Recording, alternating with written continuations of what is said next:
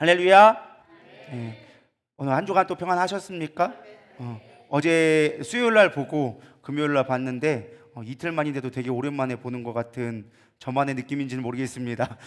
어쨌든 오랜만에 보는 것 같은 또 느낌이 드는데, 우리 오늘 같이 느헤미야서 우리 14번째 시간, 우리 느헤미야 12장 1절부터 47절까지 다 봐야 되는데, 그거 읽다 보면 또 너무 오래 갈까봐 우리 27절에서 30절만 핵심적인 말씀만 가지고 우리 전체적인 말씀 나누도록 하겠습니다. 느헤미야서 12장 27절에서 30절 우리 한 목소리로 봉독해 올려드리겠습니다. 시작. 예루살렘 성벽을 봉헌하게 되니 각처에서 레위 사람들을 찾아 예루살렘으로 데려다가 감사하며 노래하며 재금을 치며 비파와 수금을 타며 즐거이 봉헌식을 행하려 하매, 이에 노래하는 자들이 예루살렘 사방들과 느도바 사람들의 마을에서 모여들고 또 벳길갈과 겟바와 아스마의 끝들에서 모여들었으니, 이 노래하는 자들은 자기들을 위하여 예루살렘 사방의 마을들을 이루었습니다.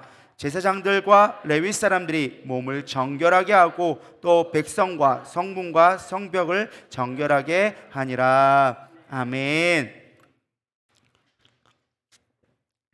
느헤미야서 이제 12장 이제 얼마 안 남았습니다. 바로 다음 주에 주일날 되면 13장에서 이제 끝나게 되어지는데요. 12장은 크게 두 단락으로 나눠집니다. 크게 두 단락이 무엇이냐? 1절부터 26절까지 성전 복원식을 앞두고 이제 포로기 1세대, 쉽게 말하면 스룹바벨 때부터 이제 제사장을 중심으로 해서 레위 사람들의 기록들이 쭉 나와져 있습니다. 사람 이름이 무슨 족보처럼 계속 사람 이름만 쭉 나옵니다. 여러분들이 안 읽어봐가지고 도대체 무슨 내용인가 모르겠지만 아마 보시면 알 겁니다. 그래서 이름들이 쭉 나와요. 제사장 누구 나오고 또 누가 나오고 뭐 레위인은 누가 나오고 이렇게 이름들이 쭉 계속 나옵니다. 그게 1절부터 26절까지 나오고, 그 다음에 27절부터 47절까지는 성전 봉헌식에 대한 그 모습을 좀 묘사해 주고 있는 것이 12장의 구성 내용입니다. 지금 상황이 어떤 상황이었어요? 성벽이 재건되어지고 초막절 말씀을 들으면서 우리가 말씀대로 살지 못함을 회개하면서 영적인 대각성이 일어나고, 그럼 우리가 그 말씀대로 어떻게 하면 살아갈 수 있을까 고민하면서 그들이 결단하기 시작하죠. 우리가 예물을 드리겠습니다. 우리가 성전 중심의 삶을 살겠습니다. 우리가 이방인들과 결혼을 금하겠습니다.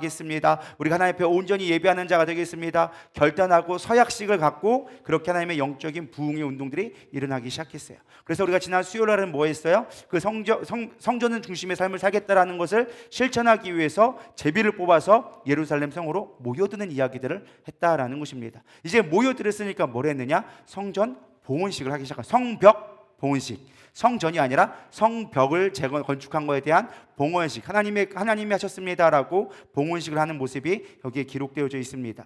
저는 이 12장을 쭉 하루 종일 묵상하면서 일단 느헤미야라는 사람을 다시금 좀 살펴보게 되어졌습니다. 쭉 정리하면서 보게 되어졌는데, 느헤미야가 어떤 사람이었느냐? 느헤미야가 지도력이 참 뛰어났던 사람으로 성경학자들은 얘기합니다. 지도력 하면은 리더십 하면 느헤미야를 떠올릴 정도로 이 리더십이 잘 나와져 있는데, 저는 그의 리더십 가운데 첫 번째 가장 중요한 것 중에 하나가 무엇일까 묵상하는 가운데 사람을 세우는 사람이다 라는 것을 묵상하게 되어졌습니다. 1절부터 26절까지 무슨 얘기가 나온다고 했죠? 대제사장부터 시작해서 제사장과 레위인들의 이름이 쭉 기록되어졌어요. 여러분, 그 느헤미야서를 쭉 읽다 보면은 뭐가 참 많이 나올까요? 사람 이름이 끊임없이 나옵니다. 아마 7장 이후부터는 거의 각 장의 반에 해당되는 부분이 다 사람 이름들이 막 기록되어져 있어요. 뭐 스마야, 수룹바벨, 아메사 하면서 이름들이 계속 나와요. 왜 이름들이 기록되어졌을까? 여러분 생각해 보셨나요? 왜 굳이 느헤미야에게 사람의 이름들을 하나씩 기록되어졌을까? 아마 저 같았으면은 사람의 이름보다는 나의 행한 업적을 더 기록하기에 바빴을 거예요. 우리 역사서의 대부분을 보면은 뭘 기록하고 있습니까? 행한 업적을 기억하고 있는 거예요. 우리 여러분 잘 알고 있는 광개토 대왕비 뭘 기록했어요? 그 사람의 광개토 대왕의 인품이 이랬고 뭐 생김새는 이렇고 이런 사람들을 세웠고 뭐 이런 얘기 안 나와 있어요. 뭐 나와 있어요? 그가 행한 업적만 기록되어져 있어요. 우리가 잘 알고 있는 위인전기들을 보면은 다 뭐만 기록되어져 있죠? 그 사람들의 업적이 기록되어져 있어요. 이런 상황 가운데 이렇게 일을 했다라는 업적들로 가득가득 차져 있습니다. 우리가 이순신 장군 하면 떠올리는 게 뭐만 떠올라요? 거북선, 임진왜란 가운데 한산대첩, 명랑대첩, 영화 본 것만 기억하고 있잖아요. 이 이순신이라는 사람이 어떤 인물인지를 우리는 잘 기억하고 있지 않아요. 그가 어떠한 일을 했는지, 하객진을 펼쳤는데 다 뭔지는 몰라도 하여튼 하객진을 해가지고 외란을 다 종결했다, 외란을 뭐 물리쳤다, 이런 업적들만 기록하지 그 애가 어떤 성품이었는지 무엇을 했는지에 대한 목적은 잘 기록되지 않습니다. 근데 오늘 느헤미야는 참 독특해요. 그의 리더십을 나타나는데 그의 업적을 자랑하지 않습니다. 아마 저 같았으면 이런 걸로 기록했을 것 같아요. 나는 성벽을 52일 만에 기적적으로 건축했다. 무려 100년 동안 건축하지 못한 거를 나는 52일 만에 했다. 막 이런 거 기록하고, 또 영적 대각성, 야, 그 영적 대각성 주인으로 그동안 영적인 부흥이 일어났는데 수많은 이들이 막 한 달 내내 영적인 부흥으로 일어났다. 나 영빨 끝내준다. 막 이런 거 기록했을 것 같아요. 근데 그런 걸 기록하지 않았어요. 자기의 이름 하나도 기록하지 않고 뭐만 기록했습니까? 사람들의 이름이 더 많이 기록되어졌어요. 나는 이거 했다라는 기록이 아니라 사람들 제사장 누구 나오고, 뭐 민장들은 누구 나오고, 문지기는 누구고, 심지어 찬양하는 자는 누구고, 누구의 몇 대손이요, 이런 사람들의 이름을 세세하게 기록해 주고 있다라는 거예요. 다시 말해서 한마디로 정의하면 그는 일 중심이 아니라 사람 중심의 사람이었다는 거예요. 그의 가장 중요한 건 무엇보다 사람이었다라는 거예요. 그래서 그 한 사람 한 사람이 소중하니까 자신의 업적보다 더 소중한 것을 사람 한 사람을 기록해 주고 있다라는 것입니다. 저는 이 모습을 보면서 과연 우리가 진짜 교회에서 해야 할 일이 무엇인가라는 것을 고민하게 되어졌어요. 우리가 교회가 교회다워지고 내가 정말 하나님의 백성으로서 하나님의 나라를 위해서 우리가 일한다면 무엇을 해야 될까? 우리가 사람을 세우는 사람이 되기를 소망합니다. 느헤미야가 사람을 어떻게 세웠을까 저는 묵상하게 되어졌습니다. 첫 번째는 그가 혼자가 아닌 팀 사역을 했다라는 거예요. 어떤 일이 있을 때 혼자 하지 않고, 혼자서 할 수 있음에도 불구하고 혼자 하지 않고 팀으로 일했다라는 거예요. 어떻게 팀으로 일했어요? 그는 총독이었습니다. 얼마든지 자기가 독재권을 가지고 모든 일을 처리할 수 있었어요. 근데 그렇게 하지 않았습니다. 사람들의 지식을 깨우는 일에는 누구를 세웠어요? 에스라를 세웠어요. 에스라, 네가 서서, 네가 성경학자니까, 성경을 연구하는 자니까 성경에서 무엇을 얘기하고 있는지 네가 직접 얘기해라. 그래서 그들을 세워가지고 자기는 한 발짝 뒤로 물러나가지고 에스라를 전면에 세운 다음에 온 이스라엘 백성에게 성경을 강의하게 만듭니다. 그리고 예배하는 자들을 누굴 세웁니까?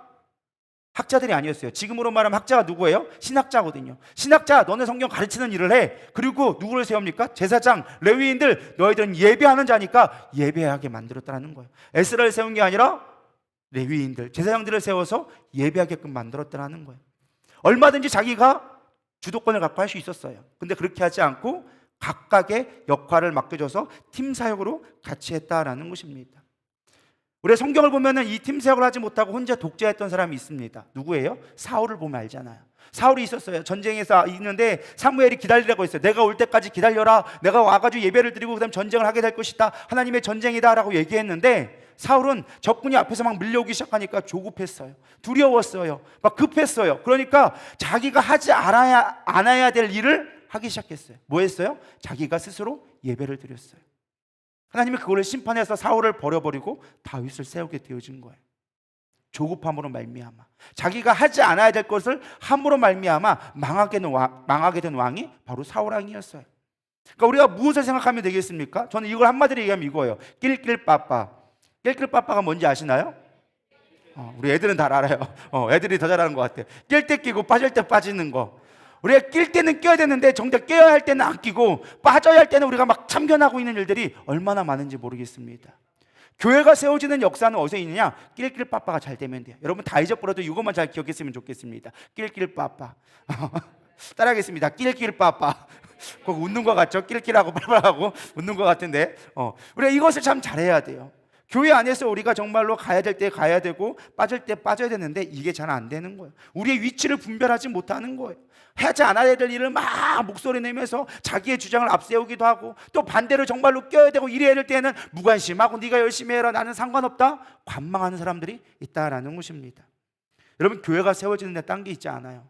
사람을 세우는데 원리는요, 낄 때 끼고 빠질 때 빠지면 되는 거예요. 제가 하결사 3기를 진행하고 지금 있습니다. 이번에는 제가 진행을 하지 않아요. 대신에 1기, 2기를 잘 마무리한, 끝까지 잘 수료한 분들 4분을 가지고 또 다시 3기를 열기 시작합니다. 어떤 분은 얘기하더라고요. 이 목사님이 하는 거에 하려고 기다리고 있었는데 3기는 왜 이 목사님이 안 하고 갑자기 성도들이 합니까? 라고 하시는 분들도 있더라고요. 만약 제가 독자할 수 있어요. 제가 얼마든지 잘 가르쳐 줄 수 있어요. 제가 하면 더 잘 가르칠 수 있긴 있겠죠. 근데 제가 하는 게 중요한 것이 아니라 팀이 되어줘야 한다는 거예요. 제가 맨날 그것만 할 수 없잖아요. 그렇죠? 제가 했으면 그 일을 세워놨으면, 시작했으면 그 일을 다른 사람에게 위임해주고 또 다른 사역을 만들어가고, 그렇게 해야 교회가 사역이 활성화되어지면서 제자들이 세워지기 시작하는 거예요. 제 목회의 가장 중요한 목적은 무엇이냐? 제자 삼는 거예요. 리더를 세우는 거예요. 제자를 삼기 위해 가장 먼저 필요한 게 무엇이냐? 리더 세우는 거예요. 예수님의 사역의 가장 첫 번째 원칙이 무엇인지 아십니까? 리더 세우는 거였어요. 제자 삼는 거였어요. 12제자, 정말 미련하고 미련한 12제자, 아무리 3년 동안 같이 먹고 자면서 3년 동안 가르쳐도 몰랐던 그 제자들을 위하여서 예수님은 수많은 무리들, 수많은 불쌍한 사람들을 다 외면하고 그 12제자에게 집중했다는 거예요. 왜요? 그 12제자가 앞으로 예수님이 하실 일보다 더 많은 일들을 감당할 수 있기 때문에. 지금은 당장은 수만 명을 내버려두고 12명에 집중하는 게 어리석어 보일지 몰라도 그 12명이 온전히 서면 수십만, 수백만, 아니 그 후세대에 지금까지 수많은 교회가 세워지는 역사가 어디서 일어났습니까? 그 12제자를 통하여줘서. 우리 교회 부흥도 다른 데 있지 않습니다. 저도 수많은 우리 성도들이 다 부흥됐으면 좋겠지만 저는 이 수많은 사람들을 다 주목하지 않습니다. 죄송하지만 제가 주목하는 사람은 저에게 양육받는 사람들. 그렇다고 뭐 이 목사가 사랑이 없느냐, 그렇지 않아요. 한 사람 한 사람 매일 저녁마다 기도합니다. 그러나 중요한 건 뭐예요? 리더들이 세워지는 거예요. 저는 목장의 리더들이 세워지고, 우리 하결사에서 1:1 양육할 수 있는 제자들이 세워지고, 우리 안에 그런 조직들이 세워져야 되리라 믿습니다. 방송팀, 찬양팀, 안내팀, 주차팀, 각각의 리더들이 세워져서 활성화되어졌을 때, 팀 사역이 될 때 교회는 부흥이 일어나기 시작하는 거예요. 그게 사람을 세우는 방법이라는 거예요. 여러분, 사람 세운다고 막 이게 막 네가 해라고 한다고 되냐? 그렇지 않다는 거예요. 예수님도 3년 반 동안 정말로 울며 겨자 먹기로 제자들을 끌고 갔습니다. 한 사람이 세워진 게 쉬운 일이 아니에요. 예수님도 3년 만이 걸렸는데 제가 볼 땐 제가 한다면 30년은 걸려도 막 뻣뻣하지 않을까. 그러나 주님이 하실 걸 믿기 때문에 믿음으로 한다고 저는 믿습니다. 여러분, 제자 사역에 힘쓰기를 소망합니다. 관망자 되지 않기를 소망합니다. 우리가 사람을 세워야 돼요. 사람 세우는 거에 우리 교회의 목적이 되어져야 한다는 것입니다. 느헤미야는 딴 거 신경 쓰지 않았어요. 사람 세우는 거에 목적을 두었어요. 한 사람 한 사람 이름들을 다 기억하면서. 제가 목회하면서 가장 큰 걸림돌이 무엇이냐? 저는 암기력이 그닥 좋지를 않아요. 이해력은 빠른데 암기력이 좋지 않아가지고 사람 이름, 전화번호 이런 거를 거의 기억하지 못합니다.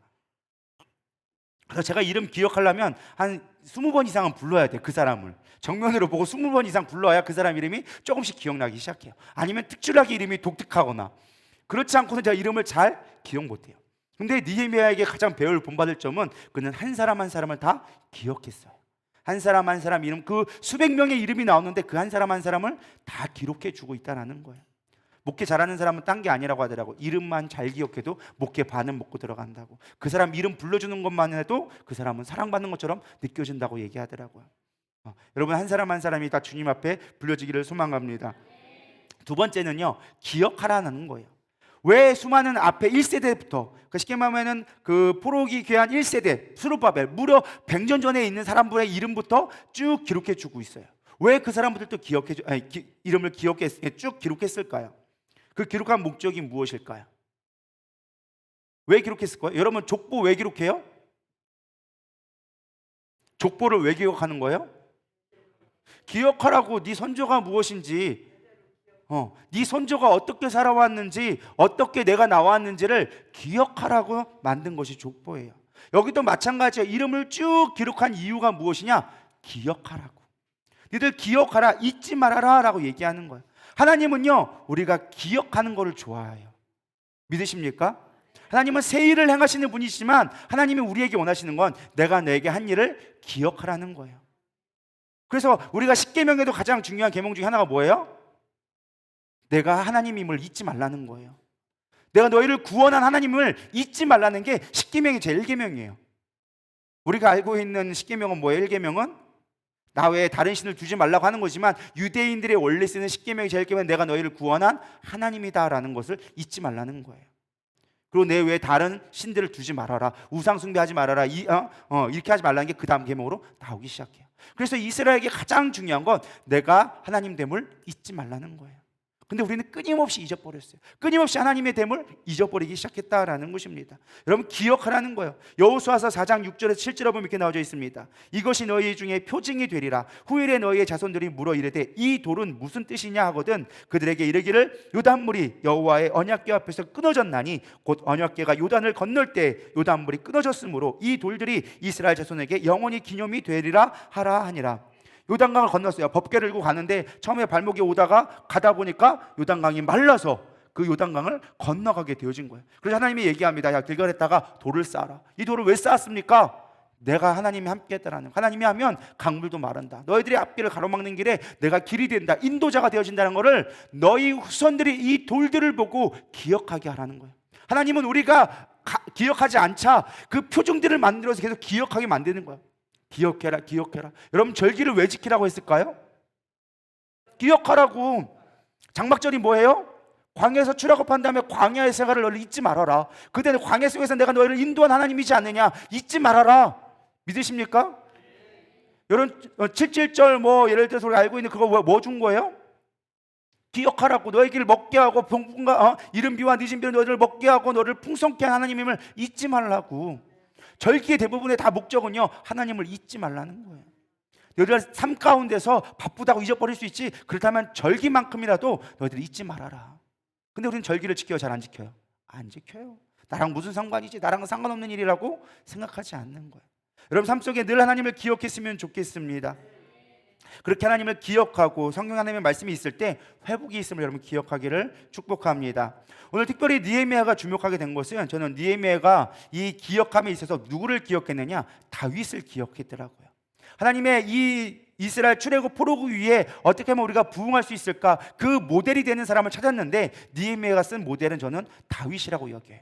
우리 24절 보면요, 이렇게 나와 있습니다. 하나님의 사람 다윗의 명령대로 순서를 따라 주를 찬양하며 감사하고. 예배의 모델도 어떻게 했느냐? 다윗의 방법을 따랐습니다. 36절에도 나와 있어요. 하나님의 사람 다윗의 악기를 잡았고. 계속 느헤미야는 이 성전 봉헌식을 하면서, 어떤 성벽 봉헌식을 하면서 가장 중요하게 여긴 사람을 다윗이라고 여겼어요. 그 봉헌식 예배의 방법을 다윗의 방법을 따라서 그대로 행했다라는 것입니다. 왜냐? 다윗이 기억하는 사람은, 느헤미야가 기억하는 다윗은 하나님의 사람이라고 기억해주고 있었기 때문에 그렇다라는 것입니다. 저는 이 말씀을 묵상하면서 이런 생각이 들게 되어졌습니다. 나는 어떤 사람으로 기록되기를 원하는가? 여러분, 생각해 보셨나요? 여러분들이 다른 사람들에게 어떤 사람으로 기억되기를 원하십니까? 어떤 사람은 이렇게 생각할 것 같아요. 뭐 웃긴 사람. 어떤 사람은 뭐 재미있는 사람. 저 사람은 부자야. 아니면 저 사람은 생각하기도 싫어. 뭐 이런 사람들도 있을지도 모르겠죠. 여러분들이 사람들에게 어떤 식으로 기억되기를 소망합니까? 뭘 원하세요? 어떤 사람으로 기억되기를 원하세요? 착한 사람? 늘 기도하는 사람. 그것도 좋고요. 그렇게 살아가고 있습니까? 사람들이 나를 기도하는 사람으로 기억되기 원한다면 내가 행해야 될 가장 많은 시간을 보내야 될 게 뭐예요? 기도하는 사람이 되어줘야 돼요. 근데 우리는 사람들이 나를 기도하는 사람으로 알아주기를 원하면서 우리는 기도를 안 해. 그게 문제예요. 내가 그 사람이 나에게 어떻게 기억되기를 원하는지 그것만 생각해도 우리의 행동이 결정되리라 믿습니다. 제가 기억하는 저희 어머니는요, 항상 기도하는 어머니였어요. 어떠한 어려움이 있어도 기도하는 어머니였어요. 자식들은 버리고 남편은 버릴지언정 기도하는 어머니였어요. 그게 포인트긴 한데, 자식들은 다 버려놓고 밥을 먹든 말든 신경 안 써도 어쨌든 기도하는 어머니. 그게 뭐 조금 포인트긴 한데, 어쨌든 중요한 건 제 기억 속에는 어머니는 기도하는 어머니였어요. 뭐 제가 어머니를 욕하려고 하는 게 아니라 그렇기 때문에 지금 제가 있을 수 있다는 걸 말씀드리는 거예요. 그 환난 가운데 만약에 우리를 붙들고 있었다면 우리 집은 이렇게 되지 못했을 거예요. 제가 이 길을 가지 못했을 거예요. 근데 때로는 그게 그 당시에는 어렵고 때로는 원망스럽고, 나를 왜 버렸나, 왜 은지냐고 나하고 맨날 고3인데 남들은 막 뒷바라지 한다는데 나는 맨날 내가 밥 해먹고 해야 되나, 이런 생각을 했었지만, 심지어 우리 집에 갔는데 어느 날 깜깜한 거야. 왜 깜깜하지 봤더니만은 전기세를 안 내가지고 전기세가 끊겼어. 나는 정전인 줄 알았어. 그래서 촛불 사러 갔는데 다른 집이 다 밝고, 왜 다른 집은 다 밝지? 우리 집만 나간 거였어. 알고 봤더니 그 하도 오랫동안 안 가가지고 거기에 고지서가 있는데 전기 차단합니다 하고 써 있더라고요. 그랬었단 말이죠. 그런데도 불구하고 어머니는 기도하러 가셨어. 전도사로 그때. 그럼에도 불구하고 제 머릿속에는 어머님이 기도하는 어머니였어요. 아마 제가 평생 기억하는 어머니 모습은 기도하는 어머니일 거예요. 여러분, 어떤 모습을 기억되기를 원하십니까? 어떤 모습으로 여러분들의 삶 가운데 기록되기를 원하십니까? 김노기 목사님이 이런 말씀을 하시더라고요. 나는 이미 그 프로그램 중에 마지막 그 비석의 그 장례 그 뭐라고 그러죠? 묘비에 그 이름을 기록하는 거를 프로그램 가운데 하나가 있대요. 그래서 자기가 이미 기록되었는데 뭐라고 기록했냐? 하나님의 사람 김노기 여기 잠들다. 자기는 이미 그거를 결정해놓고 그것만 바라보고 살아가고 있다라고 이야기하시더라고요. 여러분들은 무엇을 남기고 무엇을 기록되기를 원하면서 살아가고 있습니까? 여러분들 기록되어지는 그거를 잊지 않았으면 좋겠어요. 내가 어떻게 기록될지를 늘 바라봤으면 좋겠습니다. 여러분들의 이름의 수식어를 잘 만들기를 소망합니다. 내가 원하는 대로 살면 망나니로밖에 기억될 수밖에 없어요. 그러나 우리가 정말로 하나님이 보시기에 어떠한 사람인지를 생각하며 살아간다면 여러분들의 수식어가 바뀌게 되리라 믿습니다. 특별히 느헤미야는 어떤 사람이었느냐? 예배 중심의 사람이다라는 것을 볼 수 있었어요. 그가 수많은 사람들이 있었을 거예요. 정치인도 있었고 경제인이 있었고 수없이 능력 있는 사람들도 많았을 거예요. 근데 느헤미야가 이 성벽 봉헌식을 하면서 기록한 사람이 누구예요? 제사장과 레위인들이었어요. 이 사람들이 하는 건 뭐예요? 예배. 느헤미야에게 있어서 가장 중요한 사람은 어떤 사람이었느냐? 바로 예배하는 자였어요. 이 레위인들이 바로 예배자라는 것입니다. 그는 이름들을 하나씩 기억하면서 이 성벽 재건이 느헤미야의 최종 목적이 아니라는 것을 보여주고 있는 거예요. 성벽 재건은 이 예배를 위한 하나의 기초 과정이었어요.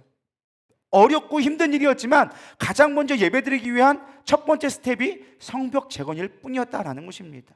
근데 우리는 항상 느헤미야 하면 뭐만 기록해요? 와, 성벽 재건했대. 이거밖에 생각을 하지 않는 거예요.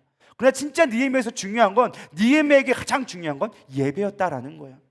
예배를 드리기 위해서 수많은 성전은 지어졌지만 수없이 외국에서 침례배 오니까 온전한 예배를 드릴 수가 없는 거예요. 언제 전쟁이 날지 모르니까 그 사람들이 평안하게 예배를 드릴 수 없는 거예요. 사람들이 다 뿔뿔이 터져가지고 성전은 지어놨는데 예루살렘 성 안에 아무도 안 사는 거예요. 옛날에는요, 워낙 고대 국가에는 전쟁이 많았기 때문에 항상 어디 중심으로 살았어요? 성벽 안에 사람들이 살았단 말이죠.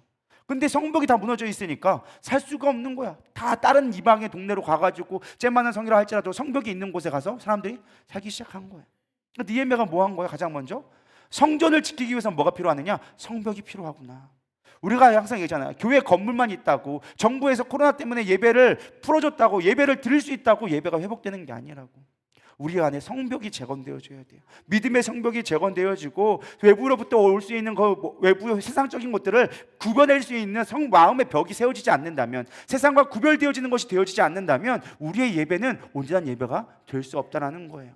성벽을 세워야 돼요. 성벽을 세웠고 그 다음에 뭐 했어요? 끝난 게 말씀을 읽기 시작한 거예요. 왜? 성벽만 세웠다고 그들에게 예배 드린다고 예배가 온전히 드려지지 않는 거예요. 그들의 영적인 마음이 깨달아져야 되는 거예요. 말씀이 들려져야 변화가 일어나기 시작하니까 말씀을 들려주기 시작한 거예요.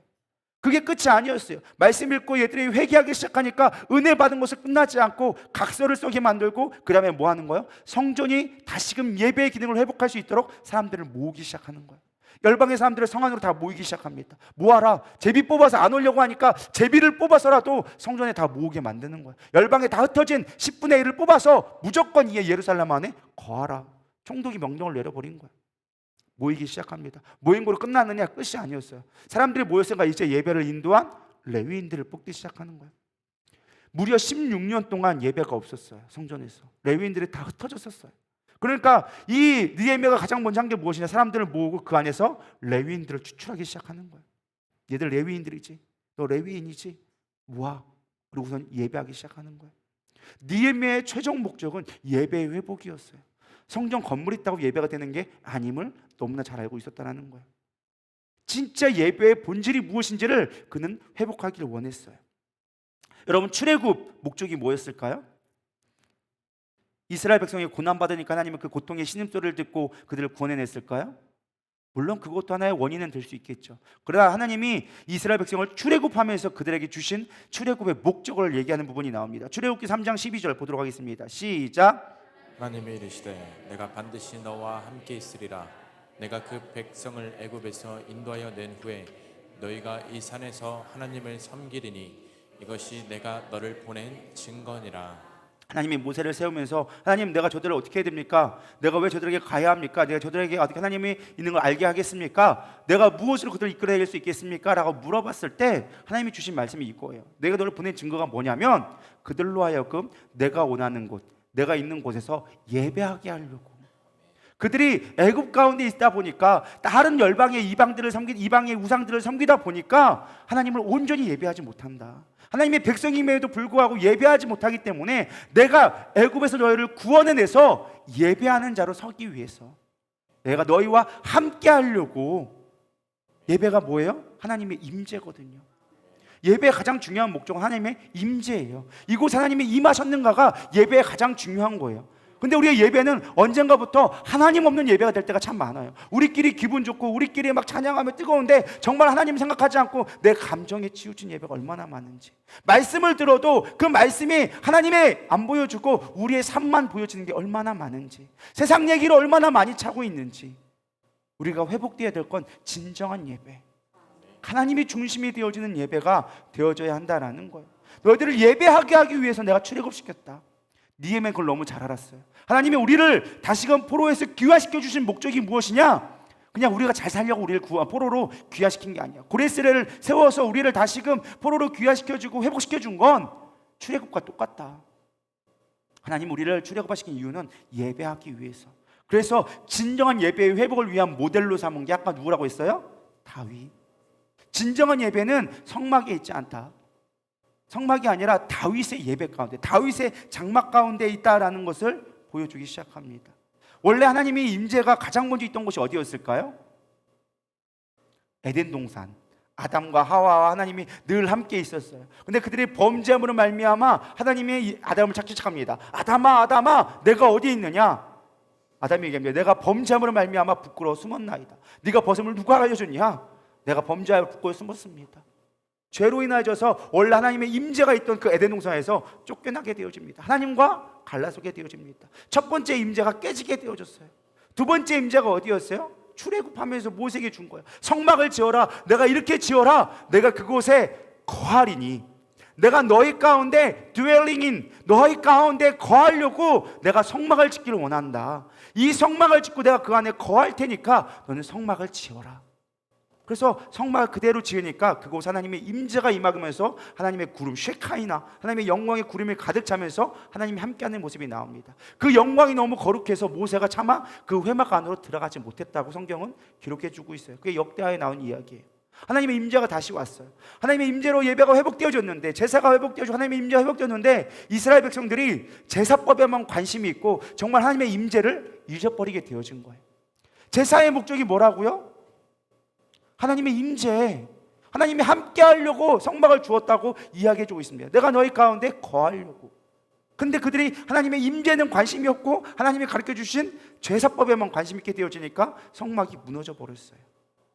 안 돼 버린 거예요. 그래서 그 성막을 회복한 게 누구예요? 다윗. 다윗이 회복하기 시작합니다.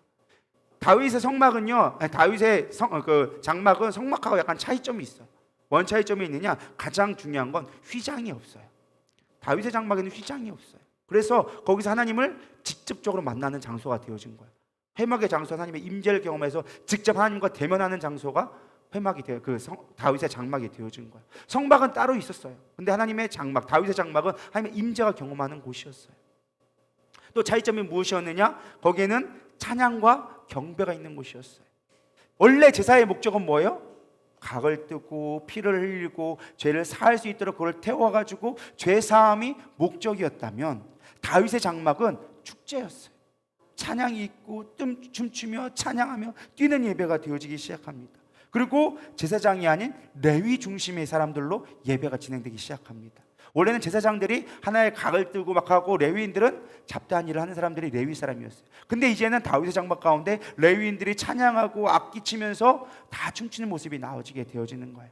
그리고 법궤를 중심으로 하나님의 임재를 갈망하는 곳이 다윗의 장막이었어요. 그래서 오늘 느헤미야가 성벽을 재건하고 나서 하나님 앞에 예배드릴 때 이 다윗의 장막을 그대로 따라옵니다. 다윗의 모습대로 찬양하고 다윗의 모습대로 기뻐하며 즐거워했다. 24절에 보면 이렇게 나오집니다. 다윗의 명령대로 순서를 따라 주를 찬양하고 감사하고, 43절에 큰 제사를 드리고 심히 즐거워하였으니 이는 하나님이 크게 즐거워하게 하셨습니다. 부녀와 어린아이들도 즐거워하였으므로 예루살렘이 즐거워하는 소리가 멀리 들렸느니라. 이 한 절에 뭐가 가장 많이 반복되어졌어요? 즐거워하는 것. 여러분, 예배가 즐겁습니까? 진짜 즐겁습니까? 여러분 가운데 예배가 즐거워지기를 소망합니다. 예배가 숙제되지 않기를 소망합니다. 우리 예배를 즐거워야 되는데, 하나님의 그 기름 부음으로 충만함으로 말미암아 행복해야 되는데, 예배가 즐겁지 않고 억누려질 때가 많은 거예요.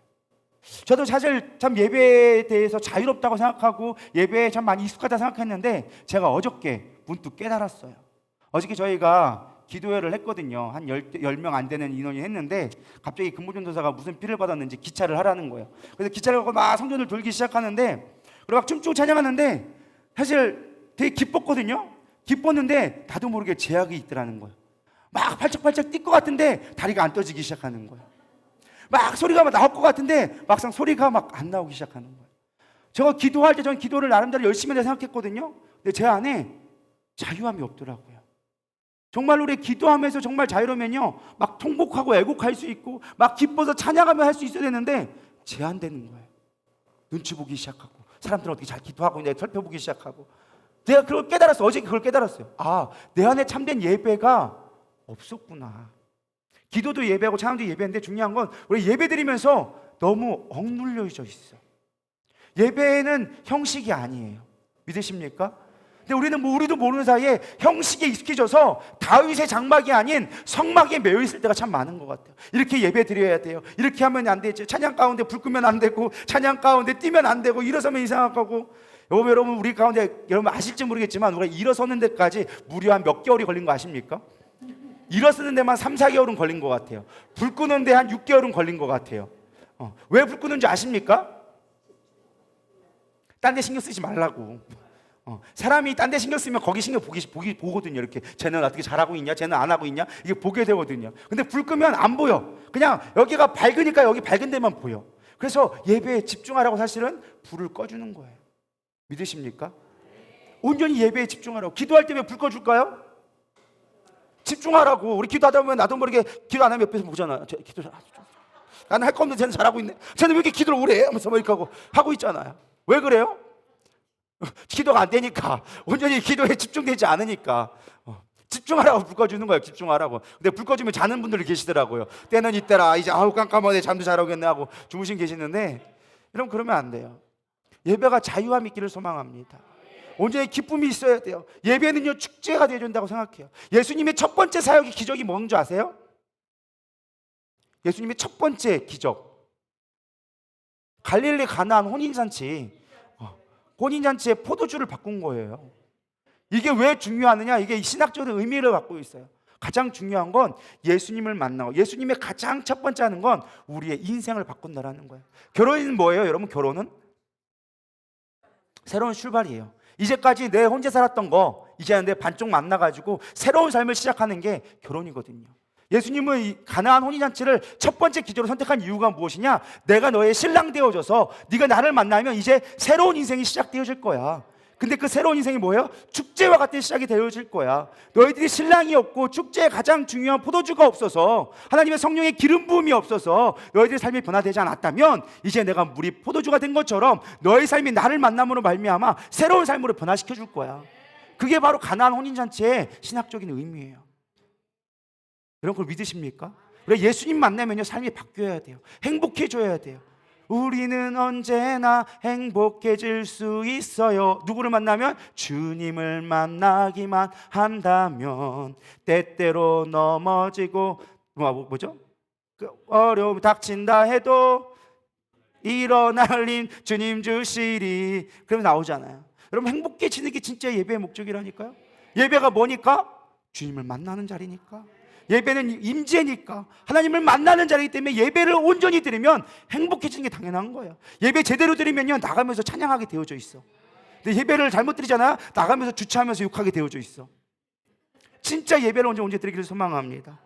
나가면서 원망이나 예배는요, 내가 근심 갖고 있다 할지라도 그 무거운 일 주님 앞에 다 맡겨드리고 예배로 행복해지는 게 진짜 예배의 모습이에요. 오늘 나갈 때 여러분 가운데 다 찬양이 넘치게 흘러기를 소망합니다. 기뻐 춤추며 나가기를 소망합니다. 춤추는데 제한되지 않았으면 좋겠습니다. 엉덩이 무겁다고 그게 경건한 게 아니라는 거예요. 진짜 경건은 춤출 수 있는 게 경건이에요. 아멘. 그럴 때 여러분께 되기를 소망합니다. 두 번째, 성전의 봉헌식이 주는 교훈이 있습니다. 중요한 교훈이 무엇이냐? 어떻게 하면 우리가 축제의 예배가 될 수 있을까? 그거를 보여주는 게 이 뒷부분에 나옵니다. 가장 중요한 게 무엇이냐? 30절 한번 보도록 하겠습니다. 시작. 와 레위 사람들이 몸을 정결하게 하고 또 백성과 성문과 성벽을 정결하게 하니라. 아멘. 우리가 어떻게 하면 이렇게 축제 예배를 드릴 수 있을까? 어떻게 하면 하나님 앞에 진실되게 나갈 수 있을까? 그 답이 여기에 나와져 있습니다. 정결해지는 것.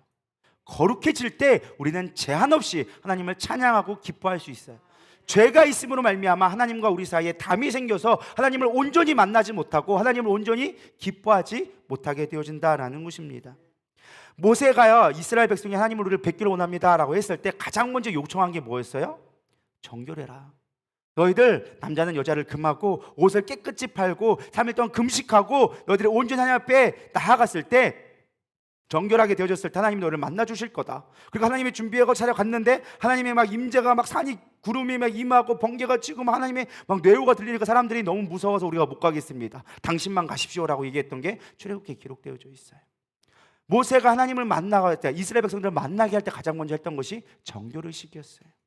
정결하게 해라. 그럼 하나님을 만나게 될 것이다. 그럼 하나님을 진짜 만나기 위해서 우리는 정결해져야 돼요. 우리가 거룩해져야 돼요. 다른 말로 하면 우리가 거룩해져야 한다라는 것입니다. 고린도전서 3장 16절 17절 우리 보도록 하겠습니다. 시작. 너희는 너희가 하나님의 성전인 것과 하나님의 성령이 너희 안에 계시는 것을 알지 못하느냐? 누구든지 하나님의 성전을 더럽히면 하나님이 그 사람을 멸하시리라. 하나님의 성전은 거룩하니 너희도 그러하니라. 여러분, 여기 참 말씀이 잘 나와져 있어요. 우리가 하나님 어떻게 예배할 수 있을까? 하나님 어떻게 기뻐할 수 있을까? 하나님의 온전한 예배가 어떻게 회복되어지느냐? 예배는 어디서 드려지죠? 성전에서 드려지거든요. 성전이 회복되어질 때 예배가 회복되어지는 거거든요. 근데 우리 보고 성전이라고 얘기했어요. 믿으십니까? 너희가 하나님의 성전인 것을 알지 못하느냐라고 얘기하고 주고 있어요. 다시 말해서 성전의 역할은 거룩함이에요. 거룩해지는 거거든요. 이 거룩해졌을 때 우리가 온전히 하나님을 예배하는 성전이 될 수 있다는 거예요. 그래야 예배가 회복되어질 수 있다는 거예요. 이게 이해가 되시나요? 예배의 회복은 어디에 있냐? 우리가 어떻게 기뻐할 수 있느냐? 우리가 하나님의 성전인 걸 알아야 돼요. 그럼 성전의 역할은 뭐냐? 거룩함을 회복하게 하는 거예요.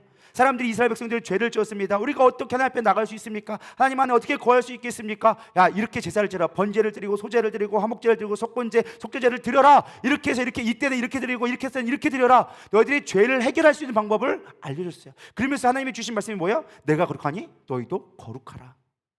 내가 거룩하니까 너희 안에 거하려면 너희들이 거룩해져야 내가 너희 안에 거할 수 있어. 그래야 예배가 회복되어질 수 있는 거야. 너희들이 성전이야. 성전이 그 역할을 하는 거야. 거룩해졌을 때 내가 너희 안에 있을 때 거룩해질 수 있어. 그래야 예배가 회복되어질 수 있어 라고 얘기하는 거야. 그래서 예수님이 예루살렘에서의 첫 번째 기적을 베푸셨어요. 첫 번째 기적이 아니라 첫 번째 행한 일이 있어요. 그게 뭐예요? 오늘 이상한 문제를 많이 내죠. 예수님이 예루살렘에서 했던 첫 번째 일, 왜 이렇게 어렵게 생각해요? 성전 정화 사건. 믿으십니까? 예수님이 예루살렘에 가장 먼저 올라가서 가장 첫 번째 했던 것이 성전 정화 사건이었어요. 상들을 뒤엎고 장사한 자들을 뒤엎고 채찍들을 치면서 분노하면서 화를 내셨습니다. 왜요? 예수님이 사역 가운데 가장 먼저 해야 될 예루살렘의 회복이 성전에서 정화가 되어야 되니까. 성전의 기능이 회복되어져야 되니까. 성전의 기능은 원래는 하나님을 예배하고 거룩하게 하는 곳이 되어야 되는데 장사하는 꾼이 되어졌고 거기서 자신의 이득을 취하려는 거짓과 속임수가 난무하게 되어지니까 거룩하게 하는 작업을 먼저 하기 시작한다는 것입니다. 여러분, 우리가 거룩해져야 한다는 거예요. 우리가 거룩하지 못할 때 어떤 일이 벌어질까요? 우리가 놀라운 말씀이 있어요. 우리는 앞에 항상 말씀드려요. 우리가 성전인 것을 알지 못하느냐, 이 말씀만 우리가 기억하고 있고 그 다음 걸 우리는 잘 기억하지 않아. 별로 내 생각 가운데 두질 않아. 우리 17절 한번 읽어볼게요. 시작. 누구든지 하나님의 성전을 더럽히면 하나님이 그 사람을 멸하시리라. 여기 깨달아지십니까? 너희가 하나님의 성전이라고 얘기했어요. 근데 성전이 깨끗하지 않고 더럽혀지면 하나님이 뭐 하신다고요? 멸하신다라는 거예요. 이게 이 교회를 무너뜨린다는 말이 아니에요. 바로 나예요. 내가 심판받는다라는 거예요. 두려운 말이라는 거예요. 근데 우리는 하나님의 성전인 것만 기억하고 우리는 그거 갖고 신앙생활해. 정말 중요한 내가 더럽혀져서, 내가 정결하지 못해서, 내가 거룩하지 못해서 하나님이 나를 멸하실 수 있다는 생각을 하질 않아요. 두려워하질 않는 거예요. 여러분, 우리는 무엇보다 거룩해져야 됩니다. 그래야 예배가 회복되어져요. 그래야 교회가 교회다워질 수 있다라는 거예요. 성전이 제 기능을 할 수 있다라는 거예요. 요한복음 2장 19절은 얘기합니다. 예수께서 대답하여 이르시되 너희가 이 성전을 헐라 내가 사흘 동안에 일으키시리라. 그럼 우리가 이 더러워진 거, 우린 이미 더러워졌거든요. 이미 우리는 죄악 가운데 우리 이미 하나님이 심판할 수밖에 없는 존재가 되어졌어요. 하나님은 얘기합니다. 너희들 이 성전을 헐라. 이 성전이 누굴 얘기할까요? 예수님을 얘기하는 거예요. 예수님. 여기서는 예수님. 요한복음에서는 이 성전을 하는 건 예수님을 얘기하고 있어요. 근데 너희들이 헐면 내가 성전을 뭐 한다고요? 세우리라. 내가 다시금 세우리라. 하나님의 우리의 무너진 성전, 내가 하나님의 성전이에요. 근데 이 무너진 성전을 세울 수 있는 건 누구라고요? 예수님. 그래서 구원은 어디서 오는 거예요? 예수 믿을 때. 우리 안에 예수님이 있을 때 우리의 성전은 회복되어지리라 믿습니다. 예배가 회복되어지는 거예요. 그 예수님을 받기 위한 가장 중요한 게 뭐예요? 우리 고린도전서 16절 후반절에 보면 하나님이 성령이 너희 안에 계시는 것을 알지 못하느냐. 하나님의 성령 충만함을 받을 때 우리의 거룩함은 회복되게 되어져 있어요. 거룩함은 우리가 착한 일 한다고 거룩해지는 게 아니라는 거예요. 우리가 헌금 많이 냈다고 죄가 사함받는 게 아니라는 거예요. 가장 중요한, 우리가 거룩해지고 온전한 예배가 충만해지는 가장 중요한 요소는 뭐예요? 성령 충만. 성령이 너희 안에 계시는 것을 깨닫게 되어졌을 때 우리는 온전한 예배를 드리게 될 수 있다라는 것입니다. 그래서 얘기한 거 이거예요. 하나님의 성전은 거룩하니 너희도 그리하라. 너희들이 온전한 예배 드리기 원해? 그러면 성령 충만해. 그럼 너희들이 거룩함이 회복되어지고 그러면 온전한 예배를 드릴 수 있게 되어져. 기쁨의 삶이 되어져. 회복의 삶이 되어져. 축제의 삶이 되어져. 근데 여러분, 우리는 그거를 행하지 않아요. 예배 드린다고 뭐가 돼? 우리 이렇게 얘기하죠. 주일날 빠지는 거 아무것도 아닌 것처럼 생각합니다. 바쁘니까 당연히 그럴 수 있지. 내가 바쁜 일이 있는데 당연히 그럴 수 있지. 목사를 설득하려고 그래요. 목사 설득해야 아무 답 없습니다. 목사는 여러분들의 죄를 살 권세가 1도 없어요. 오직 하나님이 하셔야 돼요. 근데 우리는 목사만 설득하면 되는 줄 알아. 목사님, 제가 이번에요 이렇게 결혼식이 있어서 가족에 중요한 행사가 있는데 목사님 예배 못 가서 어떡하죠? 알아서 하세요. 알아서 하세요. 알아서 해야지 뭐 내가 어떻게 해. 저는 여러분들이 1명이든 100명이든 똑같아. 설교는 똑같이 해. 저는 별반 차이가 없어. 1명이든 10명이든 저는 그냥 하면 돼. 제게 맡겨진 분부만 잘하면 돼. 여러분들은 여러분 삶을 알아서 회복하기를 소망합니다. 예배가 회복되어져야죠. 예배가 회복되어진다는 거예요. 그래야 여러분 삶이 행복해진다니까요. 그래야 여러분의 삶이 축제가 되어진다니까요. 근데 이 원리를 몰라. 하나님을 만나야 우리가 행복해질 수 있다는 그 원리를 몰라. 그냥 예배만 드리면 된다고 생각하는 거예요. 여러분, 이 자리에 앉아있는 게 예배가 아니라 주님을 만나야 예배라니까요. 우리가 거룩해져야 예배라니까요. 성령이 충만해져야 예배라니까요. 이게 우리 가운데 해결되지 않으면 여러분 첫날 백날 예배 드려도 똑같아요. 그 나물에 그 밥이에요. 매일 똑같아. 예배 드리는데 변화가 없어. 그럼 어떻게 되어질까요? 실패하게 되어져요. 실망감이 올 수밖에 없어요. 우리가 맨날 예배 드려도 왜 예배가 축제가 아니라 숙제가 되어지는가? 이유는 하나예요. 우리 삶 가운데 실패만 경험하기 때문에. 예배를 드렸는데 하나님을 만나지 못했어. 그러니까 그게 쌓이면 쌓일수록 우리는 실패감만 커져. 예배 드려서 뭐가 나와? 이런 얘기가 그냥 나오기 시작하는 거야. 근데 진짜 하나님을 경험하기 시작하잖아요. 그 예배가 생명되기 시작하는 거야. 여러분, 실패하지 않기를 소망합니다. 왜 실패하느냐? 이게 가장 중요한 포인트예요. 우리는 실패할 수밖에 없어요. 왜요? 우리가 우리 자신을 바라보면 실패할 수밖에 없어요. 우리가 성령의 열매를 했을 때 가장 중요한 게 뭐라고 했죠? 성령의 열매를 맺기 위한 가장 중요한 단 한 가지의 조건. 사랑? 아니요. 땡. 회개? 땡. 요한복음에 나왔던 거. 너희가 내 안에, 내가 너희 안에 거하면 너희가 많은 열매를 맺나니. 성령의 열매의 가장 중요한 건 내가 주님 안에 거하고 주님이 내 안에 거하는 거예요. 그러면 열매는 자동으로 맺게 되어져 있다라고 얘기했습니다. 우리가 성령의 열매, 사랑의 열매, 희락의 열매, 기쁨의 열매, 오래 참음의 열매, 이 수많은 열매는요 우리의 노력으로 할 수 없다. 조금 오래 참을 수 있는데 언젠간 터져, 우리의 힘으로 하면. 그러나 성령의 능력으로 하게 되어지면 우리는 오래 참는 게 아니라 용납하게 되어지기 시작하는 거예요. 사랑, 인간적인 사랑은 영원할 것 같지만 영원하지가 않아. 처음 볼 때는 막 인연일 때는 막 이 사람 아니면 끝날 것 같지? 10년만 살아봐요. 이 인간 때문에 내가 왜 만났나? 인생 꼬였다. 이런 얘기 꼭 하잖아요. 여러분 그래요 안 그래요? 다 경험자들이잖아요. 여기 다들 다 경험자들. 그 인간 만났으면 내가 인간이 폈을 건데 그 인간 만나가지고 결혼할 때 그렇게 하고 결혼했나요? 아닐걸요. 이 인간밖에 없습니다. 이 사람밖에 없습니다. 내가 이 사람 아니면 못 삽니다. 그래서 부모의 반대에 불구하고도 내가 그냥 목숨 걸고 결혼했던 거 아니었어요? 사랑은 영원하지 않다니까요. 영원할 것 같아도 영원하지 않아요. 사람의 인간적인 사랑은요 영원하지 않아요. 되게 제한적이에요. 육체적인 사랑을 할 수밖에 없어요. 근데 하나님의 사랑은 그게 아니라니까요. 품어주게 되어주고 용납하게 되어주고 인내하게 되어주고 그런 것들이 이게 되어지는 거예요. 그러니까 사랑의 이 성령의 열매는요 내 능력이 아니라 주님이 주시는 거라는 거예요. 내가 할 수 없기 때문에 우리는 주님 앞에 거할 수밖에 없는 거예요. 더 주님 앞에 거할 수밖에 없는 거예요. 더 예배할 수밖에 없는 거예요. 왜? 내 힘으로 되지 않으니까. 예배도 마찬가지예요. 여러분 내 힘으로 예배 드리는 거 얼마나 힘들게요. 얼마나 힘들게요. 여러분 예배 1시간 드리는 거 얼마나 힘들게요. 내 힘으로 드리려면은 왜 이렇게 시간은 안 가? 목사님 설교는 오늘따라 왜 이렇게 길어? 나 좀 이따 10시에 뭐 예배 누구 뭐 봐야 드라마 봐야 되는데 주일날 오늘 뭐 약속이 있는데. 그러니까 예배가 그렇게 힘들죠. 그러나 주님 안에 있으면 예배가 30분, 예배가 3시간을 드리든 4시간을 드리든 벌써 끝났네? 오늘 목사님 설교가 왜 이렇게 짧아요? 저는 그 말 좀 들어봤으면 좋겠어요. 제발 좀. 그런 사람 제가 한 명도 못 봤어. 한 명 여기 한 명 그것도 있네요. 겨우. 여러분 그런 소리가 나왔으면 좋겠습니다. 목사님 더 해주시면 안 돼요? 더 말씀을 더 전해주시면 안 돼요? 제가 할 게 없어요. 이제 10장 했으면 됐지 뭘 더 해요? 이런 얘기가 나왔으면 좋겠어. 근데 그런 생각이 아무도 없더라고요. 우리 정용욱 전도사가 설교했을 때 가장 은혜 받을 때가 오늘 말씀은 짧습니다. 그거 할 때 되게 많이 은혜 받더라고. 아유 참. 말씀이 짧는다네 은혜 받고 오늘 말씀 깁니다. 10편 150편 다 하겠습니다 하면은 다 도망갈 것 같아 아마. 하나님의 말씀을 듣는데 뭐 이렇게 힘들어하는지. 왜? 내 힘으로 하면 힘든 거거든요. 내 힘으로 하면 그렇게 힘들 수가 없어. 내 힘으로 하면 짧은 것밖에 은혜가 안 돼. 그러나 우리가 주님 안에 주님을 바라볼 때 회복되기 시작하는 거예요. 하나님, 예배는요 하나님을 바라보는 거예요.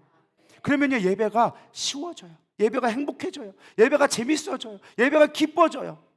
근데 우리가 예배를 볼 때 항상 나를 주목하는 거야. 나는 왜 또 안 되지? 저 사람은 잘 되는 것 같은데 나는 왜 안 되지? 저 사람은 기도 잘하는 것 같은데 나는 기도를 못하지? 저 사람은 설교를 잘 알아듣는 것 같은데 나는 한마디도 모르겠는데 나는 왜 이렇게 부족하지? 나는 좀 있으면 약속 있는데 왜 안 되지? 나는 모두 해야 되는데 안 되지? 우리 예배 드리면서 항상 뭐에 주목하고 있어요? 나를 주목하고 있어. 나밖에 안 봐. 예배의 중심이 나밖에 안 되는 거야. 복도 내가 받아야지만 된다고 막 생각하고 있으니까 예배가 예배다워지지 않는 거예요. 예배는 내가 복 받는 게 아니라 하나님 바라보는 시간이라니까요. 하나님이 어떻게 나에게 말씀하실까? 하나님이 나를 어떻게 깨닫게 하실까? 하나님이 나에게 주신 이 은혜의 말씀이 무엇일까? 그거를 바라보고 하나님의 임재를 사람하게 되어졌을 때 예배는 기뻐지기 시작하는 거예요. 그럴 때 예배가 회복되어지고 그럴 때 우리 가운데 삶의 변화가 일어나기 시작하는 거예요. 말씀을 정리하려고 합니다. 12장은 성전 봉헌식을 통해서 우리가 가야 될 부흥의 궁극적인 목적이 무엇인지를 가르쳐주고 있어요. 느헤미야의 가장 궁극적인 목적이 뭐였다고요? 예배의 회복. 예배의 회복이었어요. 성벽의 재건이 느헤미야의 목적이 아니었어요. 영적 부흥회를 일으켜서 사람들에게 뭐 영적으로 막 회개하고 만드는 게 목적이 아니었어요.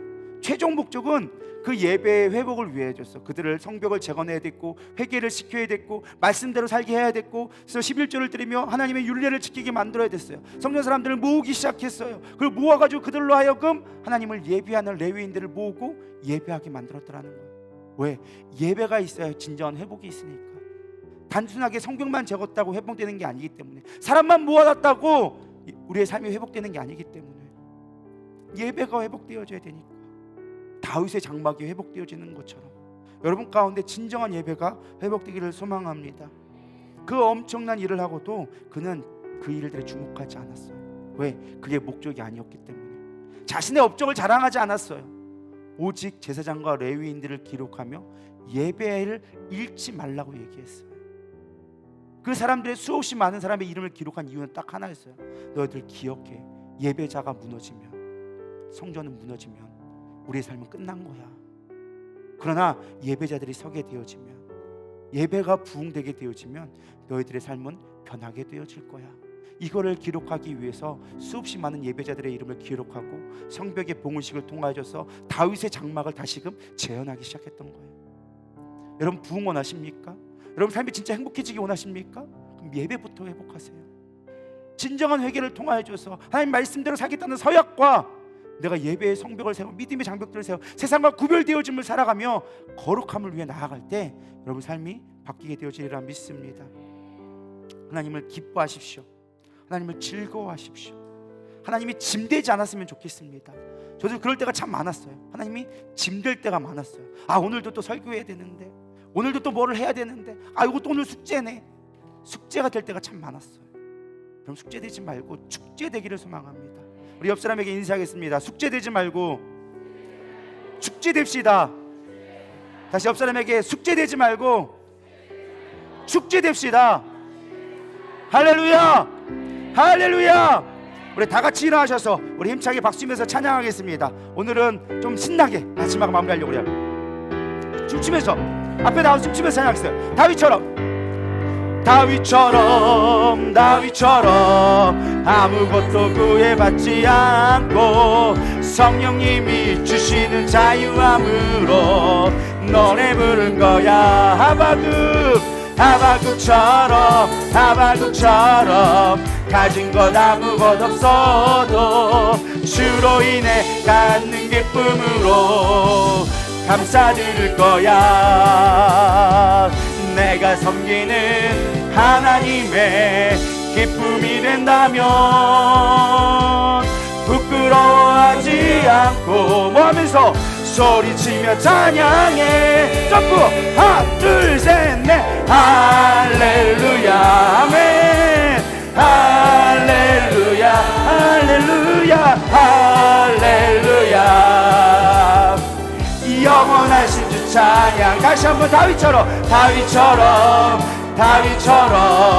아무것도 구애받지 않고 성령님이 주시는 자유함으로 노래 부를 거야. 하박국처럼 가진 것 아무것 없어도 주로 인해 갖는 기쁨으로 감사드릴 거야. 내가 섬기는 하나님의 기쁨이 된다면 부끄러워하지 않고 소리치며 찬양해. 다시 한번 점프 할렐루야 할렐루야 할렐루야 할렐루야.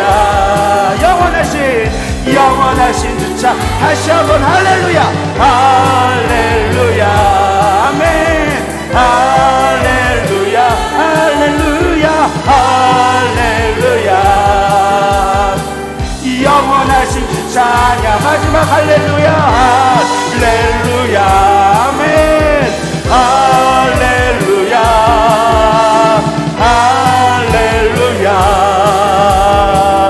영원하신 주 찬양 할렐루야 아멘. 하나님께 감사의 몸을 돌리겠습니다. 우리 이 시간 기도하며 나갈 텐데요. 하나님, 내 안에 제약된 것이 무엇입니까? 여전히 나를 얽매고 있는 것이 무엇입니까?